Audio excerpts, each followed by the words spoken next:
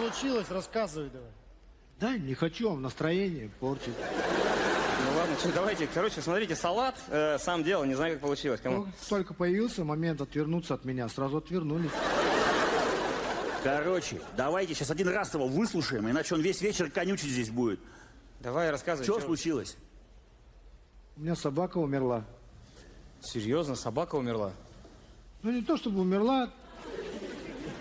Болеет сильно. Че, сильно болеет прям?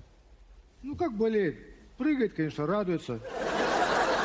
Просто так грустно, как будто умерла. Так она не умерла, что ли? Просто уснуть не может. Придется, наверное, ее усыпить.